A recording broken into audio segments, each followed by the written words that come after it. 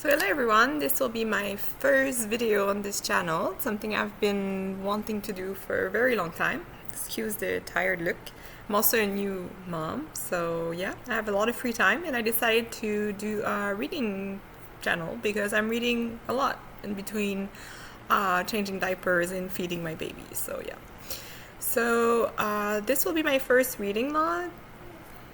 First off, I'm usually a fantasy reader with a tingy hint of romance, but I'm just finished Words of Radiance by Brandon Sanderson, and wasn't very heavy on the romance, but it had a very gripping descriptive world, so I'm trying to branch out something a little bit lighter for now. So I'm gonna start this one. It's The Mother-in-Law, and that's my baby. So this is The Mother-in-Law by Sally Epworth, and it's a thriller. Yeah, I know, it's scary. And that's what I'm gonna read. Yep. Okay. So he's now sleeping after eating. So I'm gonna catch on reading. I've read a chapter so far, and I mean, it's okay. It's a easy read. I feel like I'm gonna fly through this. It's written big, like the words are big, and it's easy to read. Like it's contemporary, so that's always much easier than fantasy. So, quick synopsis, like really quick. Like I don't read the back of books. Like I just kind of like look at the rating and YouTube and just go with some good read reference, and that's it for me. So I go pretty much into all my book blind. For this one, it feels like so far that this girl just has a new boyfriend, very much in love, because you can kind of tell from the beginning of the book that they stay together for a very long time and had a family. So this is pretty much flashback state for this book, which seems to be a common occurrence for thrillers. And we're just kind of like meeting her new boyfriend's family, and seems to be something off with his mother. I mean, this is called The Mother-in-Law and it's a thriller, so I mean, literally says on the cover, not reading the back, on the cover that everyone in the family is hiding something. So it's gonna read a little bit now. Going. Oh, I'm reading a cold coffee in a massive cup, because that's what you're supposed to do, right?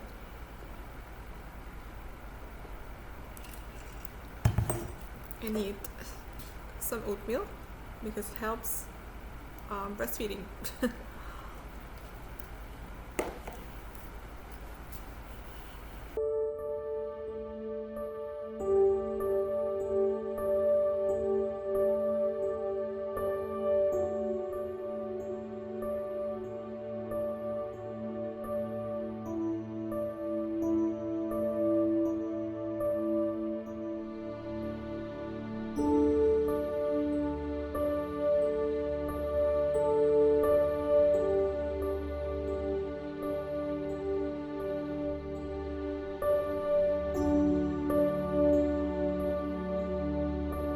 I gotta say, it's hard to remain focused on a book while you know you're filming yourself. But yeah, let's keep reading.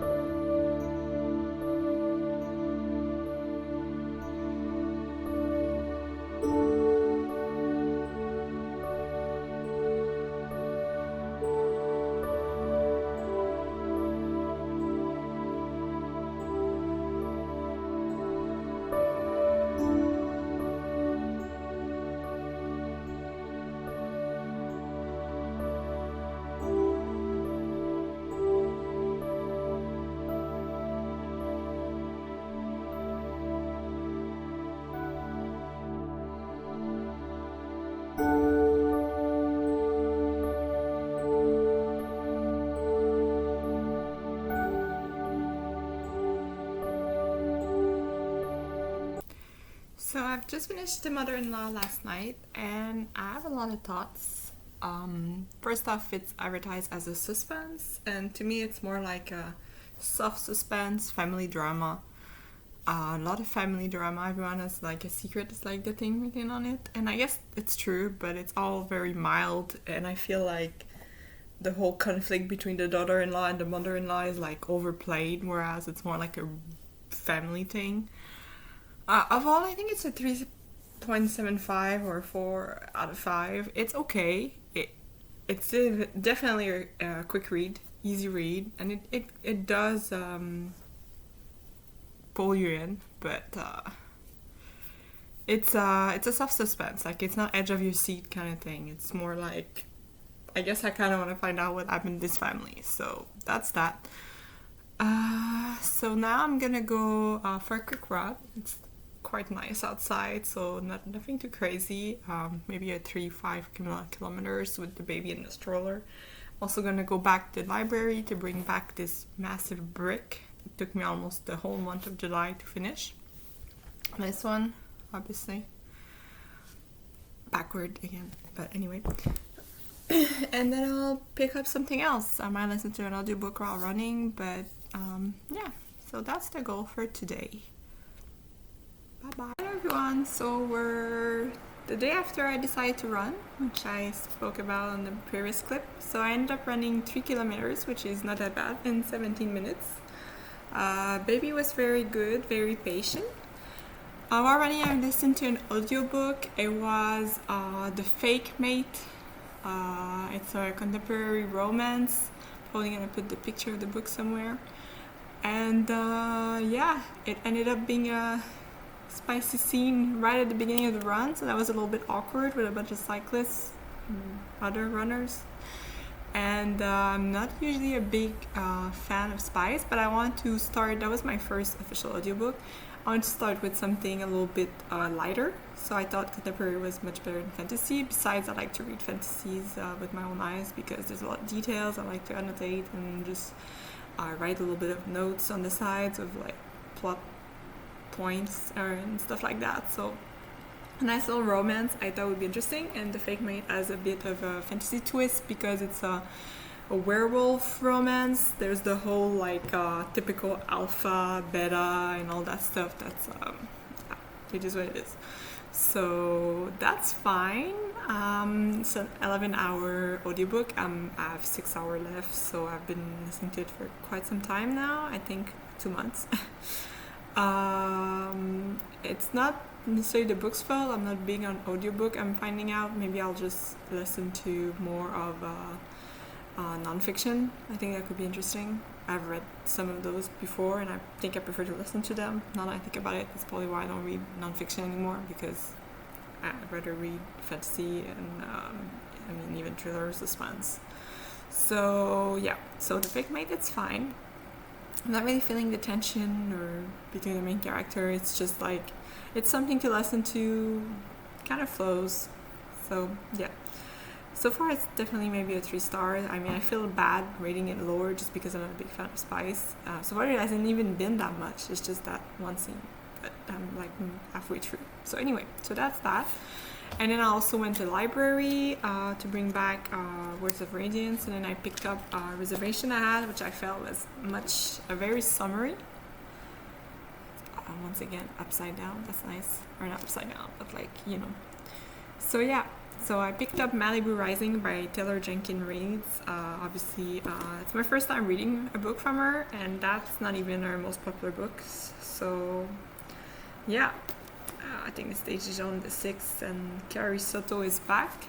But I'm reading Malibu Rising for my first week by her because I just felt like it was very summery.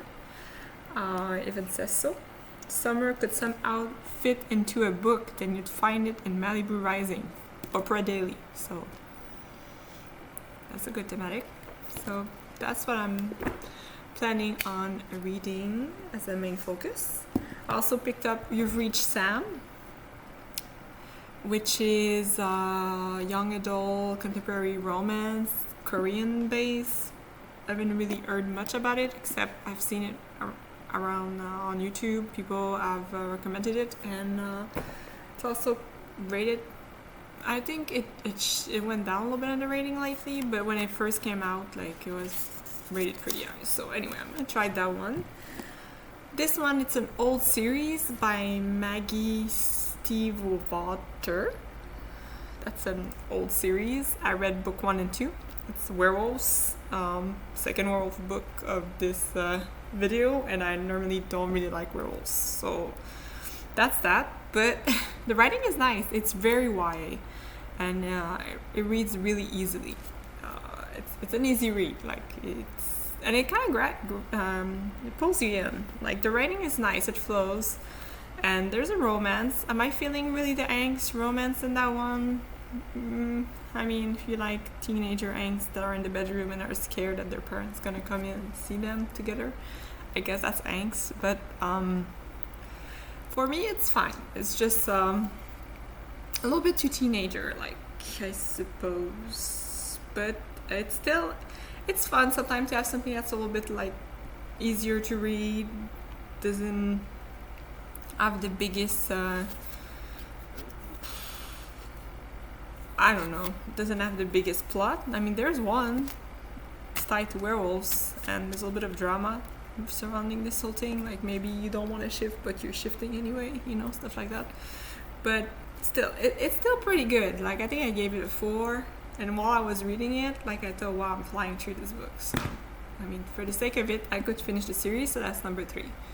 And then I picked up the third book in the Gilded Wolf. The third book is The Bronze Beef by Roshani Shokshi. Those books were good. That's definitely adult. Very complicated words. In English is clearly my first language. So some of the words, it's beautifully written, but it takes me a little bit longer because sometimes I just get stuck on words and I have to reread the sentences twice, 3 times, maybe, just to be sure that I got the right sense of it all. But still, even though it's a little bit harder, I like it that way because I feel like it's more defined and it's feel more in depth and pulls me in more, even though it takes me longer to read it. It's weird. I guess I like that it takes me longer to read it. And there's like these little puzzle thing which I will highly advertise for this series. I find them to be not as present in the book as I thought it would be. Yes, there is puzzles. They are puzzles, but it's just like part of the plot. And I'm the tough one for feeling angst. I'm not really feeling the angst that much with this couple, and I've heard great things about it, so I was a little bit disappointed. It's pretty much an ensemble book where there's multiple POV. There's like a thief fantasy gang that's like trying to like steal artifacts, and there's this bigger conspiracy. To be honest, maybe that's why I rated 3. It didn't really stick with me, so even explaining it, I feel like, they were stealing artifacts. There's some kind of god or some kind of like powers in there, and it's fun to read because it's well written and it's a fantasy, so it's easy for me to be pulled in those kind of books. Also was reading outside when I came back from my run, a reread. It's City of Ashes, which is book 2, The Mortal Instrument by probably don't even have to say it, but Cassandra Clare. I already read the first 3 books of the Mortal Instruments, so I'm just doing a reread to annotate because I read it on my Kindles, and I really, really love the annotated book that I give 5 stars, that I absolutely adore. So that's what I started doing a little bit. I didn't do it for very long. Baby was fussy, and then it was supper time, so time flies. And then when it was nighttime, I came back inside. My boyfriend was playing on the PlayStation, so I could read. Well, he's not playing so that I can read, but that's kind of like her couple dynamic. It works quite well. And baby sleeps in that little bed right there. It's a 5 months, so it's not the most active a baby yet, so I guess it works kind of good.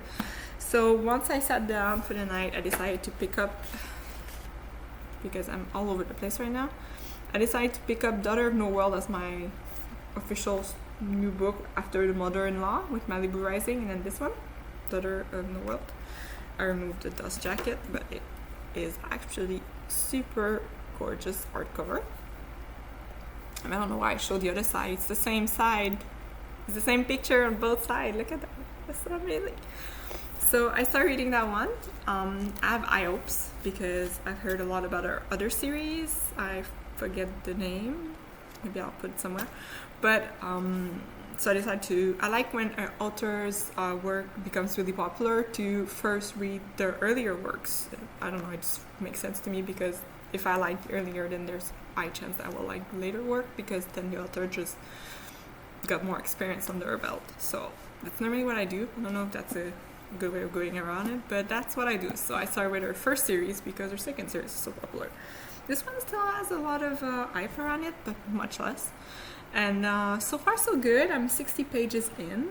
I started to annotate a little bit, a little tab, because when I feel like I'm really gonna like a book, before I even read it, just based on rating and people commentaries, then I decide to annotate it. But since it's the first one, I'm being very conservative with these little, I don't know if you can see, but these little transparent little tabs where I write text, and then I just do that for the first book until and then after that, if I'm sure that it's a book I would keep, then I swap it up and I annotate it properly, and then the second one I just write it. And that way, if I don't like it, there's a cool little place where I live where I can just bring back my books and they give me credit and I can exchange them for other books which are used. Some of them are extremely good condition, such as this big chunker. I don't have the dust jacket, which would have been nice to show, but I found that, which is used when I exchanged my books. And it is The Infernal Device by Cassandra Clare, the complete trilogy, but, and I didn't even know she did that, in a manga style, woohoo, whole trilogy like that. Got this for $20. And I'm wondering if someone actually did read this because it's pristine quality.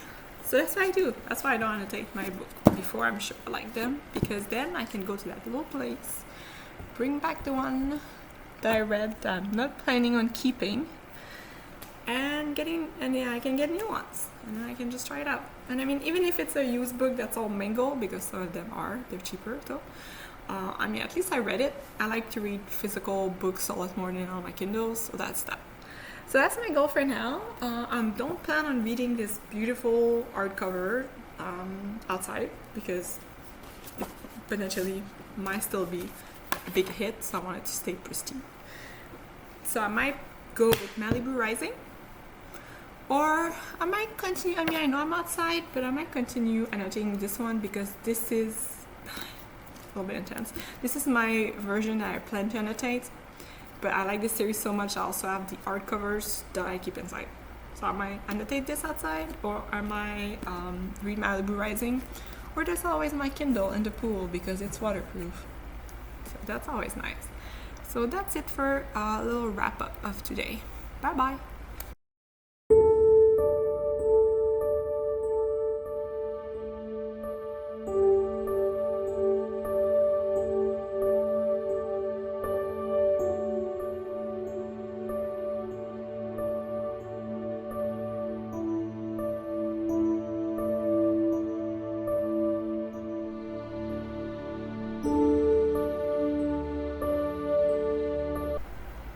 Hi, hello, I am. So this is the next day from the pool day, which I read the Kindle and all that stuff. So just a little reading checkup. So I read City of Ashes, which is my reread from Cassandra Clare, and I managed to get to page 86, which is quite good considering that I did a lot of tabbing, a lot being these tiny little tab. There's barely any. But yeah, so I did a lot of tabbing. Anyway, it was pretty good. As a reread, it's just as good. The writing just flows. It's just nice. There's this, I talked a lot about angst in my previous clip. Like, to me, Mortal Instrument has angst. Like, between Jace and Clary, there's this little thing that I'm not gonna spoil, but probably everyone knows that creates a lot of angst. Gets resolved quite nicely in the third book, but it's very much present, and that's part of the reason why I like that series so much. So that's what I did. Also, at nighttime, as I've showed a little bit, continue on reading Daughter of No World, the nice little butterfly, and if everybody remembers, it's the same on the other side. That's crazy. So that's what I read at nighttime. I'm still doing the transparent annotation in case I don't plan on keeping this book. I mean, I like to read physical copies, and this is supposed to be good, so I purchased it, but I'm not sure if I'm going to keep it yet. I'm still on the fence. I made it to page 134, which is pretty good. My thoughts about that so far. The writing is nice. It's more than nice. The writing is good. As far as I'm concerned, like it feels for like a first novel. I think that might be her debut. I'm not sure, but one of her earliest work at the very least. It's still, the writing is nice. The character interaction are well written. You feel the emotion. It's just that it's one of the oddest world building I've ever encountered. I mean, I didn't read that many books, maybe 200, like, I don't know if that's a lot or not, but in my life, according to Goodread, that's about what I read. So for me, this world build, and it's almost all fantasy, so. And this one, I feel like the world building is a little bit erratic. Like, it's weird. It's like, she's in a town right now, and it's the capital of Ara, which seems to be a country. And we don't know what the name of the town is. Like, I guess the author didn't feel like that was important. But at the same time, there's a war that either is happening, or will happen. And it's that the queen of that capital that is unknown that might go to war. That's like a big plot point, and we still don't know the name of the capital, so that's weird. And the main character like has a little bit of feedback about her younger years, and you're not sure if it was her village that was part of a different country that was at war with another country, or is it just like neighboring towns? Like, you're not sure who went to war with who and why.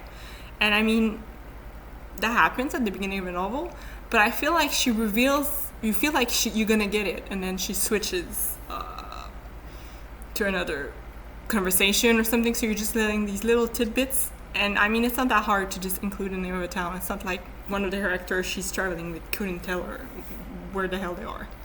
So that's my little critique. But aside from that, I mean, it's not a spoiler or anything. She's a slave. She has powers. She wants to get stronger to free slaves. That's pretty much the gist of it so far. There's I'm assuming the male, the love interest, which is kind of unusual. I kind of like him. He's like not necessarily grumpy. He's nice, but he seems jaded. But he's not necessarily a bad guy. You know, he's sweet. He's an idealistic that probably got crushed by life, and he just wants to tend to his garden, and now he has to help this girl train. And he doesn't need much to be pulled into what she plans to do. Like, I feel like he just wants to overthrow this government. She doesn't necessarily want to do that, but she wants to get stronger to kind of like do her own thing and not follow what the magical order wants her to do. So he seems to hate the order, so he's on board with that, and I guess that's all he needed. But the interactions are nice. The little magical learning is basic so far, but it's interesting. I mean, I'm not reading it, and I want to go read it, so that's a good thing, right? I don't feel like it's a chore. Maybe it's because I'm far from being in a reading slump, but maybe it speaks to the book itself. I don't know. So I'm going to keep reading that, and I really hope that it expands a little bit and we can finally understand what war happened. And I mean, another thing is, why does Ara, this, I guess, country, have orders of magical users that seem so strong, in the other countries, which we're not really sure what they are? Why are they not like crushed if there's this town with crazy magical user? Like, it doesn't seem like it's properly balanced. Like, it's unclear. So yeah, and there's this little race. The main character is albinos. I think it's pretty clear in the cover, and she's like part albinos or something. And where does that come from? Like, it's supposedly like a race, but like, why, where, why, how? Like, I'm not sure. She's just that, and that's it. And her mother is not. And I obviously must be tied to her father. I don't know. I mean, I would just like to know in which town she is, and then I would carry on enjoying the read, which I am, without knowing the town. But yeah, so that's where I'm at. I hope that wasn't too confusing.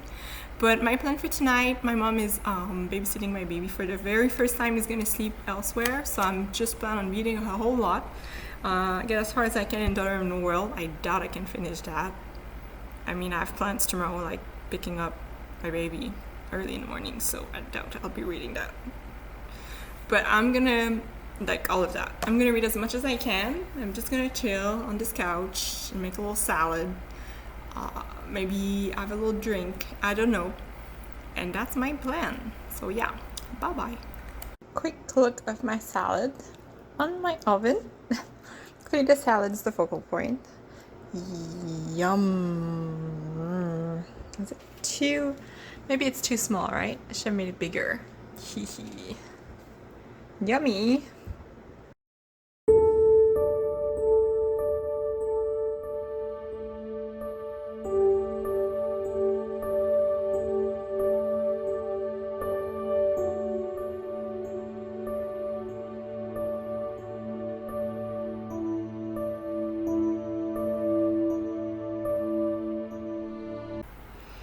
Hello again, it's me. It's been a while since I did a reading checkup, like a day. So last night we spoke, I was reading that one.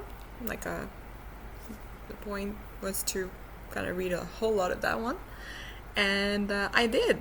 And I think I have a little checkup to do. It's not, well, I mean a whole lot. I mean, I read like 150 pages, I suppose. But it was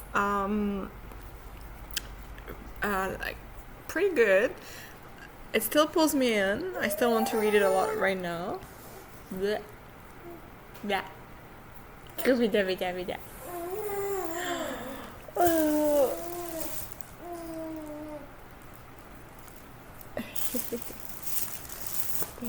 Still want to read a lot. I still want to read a lot of it right now. The main critique or whatever I had was that the world building was very odd. It's kind of getting fixed now. I had a couple chapters right after I said that where the main character finally got a little bit more information on the war or the wars or the warring countries, so to speak. So it makes more sense now. It's still weird in the sense that what it aside from it being background information, it doesn't really play a role in the story as of right now. It's just like that's what's happening in the whole world, but you're studying to become you're preparing to pass a test to become a magic user, but that's kind of like what's happening. And that our teacher, the main male character, like through that we just learn more about his background, and then it makes it more compelling. But I find like the strain of this novel so far, and maybe the author as a whole, it's not so much what's happening in the world, but like the interaction of the character with them, the interaction of the characters, and how they discuss the world as a whole without actually doing much. Like there's some stuff happening, but it's very minor in regard to the characters' interaction, development, and I mean so far that's what it is. But somehow these interaction makes it very, very addicting to read. I don't know how she pulls that off. It just feels kind of refreshing. It's like an indie self-published. I don't know.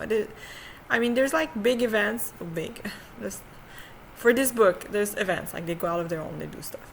But it's like in the middle of a training, whereas you would think in a normal book setup, it would be a culmination point at the end, whereas it's used as a plot push. And it's like, there's like this little trinkle of like events that you wouldn't expect in a typical like, oh, she's learning that she has power, or she has powers, she goes to train, something happens, she uses said power, discovers herself, end of book one. Like, it's not that. It's more like she's traveling, little things happening there and there, she's just chilling by the fire with her instructor. It's very cozy in a way so far. I'm assuming that's temporary, but like you just want to be in for the ride. You're just enjoying the ride. The writing is still good. So yeah, that's where I'm at. I mean, I'm almost at 300 pages, so yeah. My goal is to hopefully finish this before I end this vlog, and it's kind of a little bit of rainy day today, and sorry for the little shake there. You're on my legs. But it's a little bit of a rainy day today and tomorrow, so my goal is definitely to finish this before the end of the vlog.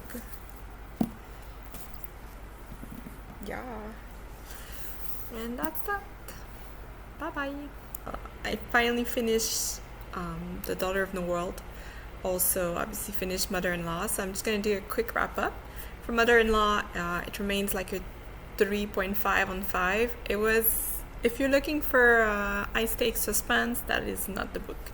If you're looking for something that feels like slice of life with a little bit of spice, I kind of rhyme, that's cool.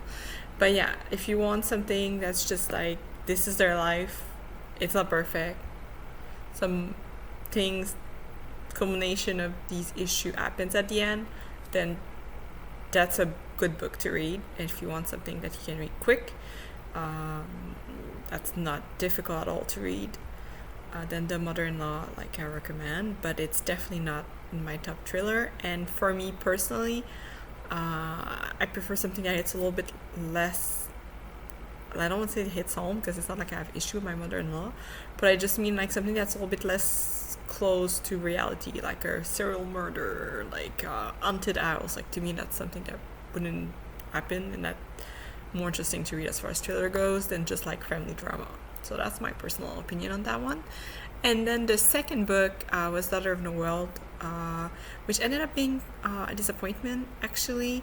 It was fun to read. Part 1, that the book is split in 2 parts. Part 1 was definitely better. It was promising, even though the world building, as I've mentioned a lot, was odd. It was still nice. And then it got into part 2, which did, to me personally, a whole flip the story on its head. Like, there's something that I'm not going to reveal that happens in part 2 that just kind of like creates a whole dynamic between the main characters, and it alters our own goal. I mean, it doesn't necessarily change it, but it makes it different in a way. It's more intricate. And the dynamic of that, to me, was just like, I mean, I was okay with it before, and now it's a whole new thing. And once again, I feel like the power shifting in this whole world is not realistic, and the magic user being overly strong.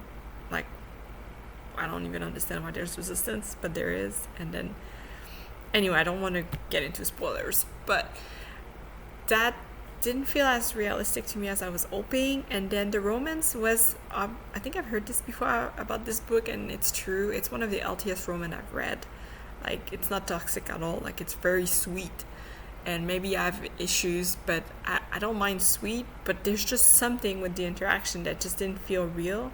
And that's as a whole for all the characters. Like, even the bad guys feel so one-dimensional. Like, it doesn't feel profound enough as far as like their dilemma and like inner battling goes. The author kind of tries to go there, but it doesn't feel as convincing as it should, at least to me. And so I do want to keep on reading this trilogy. I mean, this author, next one, Serpent of Wing and Night, I think, is highly hyped. So I mean, I do want to finish Trilogy of Daughter of the World, even though the next 2 books are big chunkers. But I don't plan on keeping it, and it was overall, fortunately, a little bit of a disappointment. It felt like a beginner, easy to read fantasy with surface level character, but a sweet romance. So yeah, I mean, this is far from what I prefer. I like complex, great characters, and I don't much care if it's a tiny bit toxic as long as it gets resolved nicely. But so that was far from what I prefer. So that's my 2 wrap up, and yeah, thank you for being along for the ride. Bye bye.